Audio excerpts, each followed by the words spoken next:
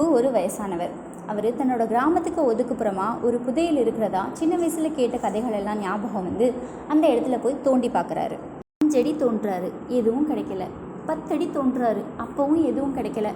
இதுக்கு மேலே நம்மளால் தோண்ட முடியாது, நமக்கு ரொம்ப டயர்டாக வேற இருக்குது அப்படின்னு சொல்லிட்டு அந்த இடத்த விட்டு நகண்டுடுறாரு. இந்த வழியாக நடந்து வந்த ராமு, இன்னும் இந்த வயசானவர் இந்த இடத்துல ஏதோ பள்ளம் தோண்டிட்டு அப்படியே விட்டுட்டு போகிறாரே அப்படின்னு சொல்லிட்டு பார்க்குறான். ராமு போய் தோண்ட ஆரம்பிக்கிறான். 5 அடி தோண்டிட்டான், எதுவுமே கிடைக்கல. 10 அடி தோண்டி பார்த்தான், அப்பவும் எதுவும் கிடைக்கல. 15 அடி தோண்டிட்டான், இப்போவும் எதுவும் கிடைக்கலன்னதும் சரி, இதுக்கு மேலே தோண்டி எந்த பிரயோஜனமும் இல்லை, நமக்கு வேற ரொம்ப டயர்டாக இருக்குது, சரி நம்ம கிளம்பலாம் அப்படின்னு சொல்லிட்டு அங்கேருந்து கிளம்பிடுறான். அந்த வழியாக நடந்து வந்த முத்து, என்ன இந்த இடத்துல இவ்வளோ பெருசாக ஒரு பள்ளம் இருக்கே, யார் இதை தோண்டி இப்படியே விட்டுட்டு போனது அப்படின்னு சொல்லி பார்க்குறான். சரி நம்ம போய் தோண்டி பார்ப்போம், அதில் என்ன தான் இருக்குன்னு பார்த்துடலாம் அப்படின்னு சொல்லி இப்போ முத்து போய் தோண்ட ஆரம்பிக்கிறான்.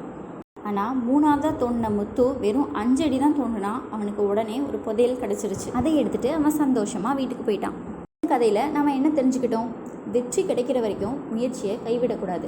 நம்மள நிறைய பேர் இப்படி தான், ஏதாவது ஒரு விஷயத்தில் ஜெயிக்கணும் சாதிக்கணும்னு நினைக்கிறோம், ஆனால் கொஞ்ச நாள் முயற்சி பண்ணிவிட்டு சலிப்படைஞ்சு அதை விட்டுட்டு போயிடுறோம்.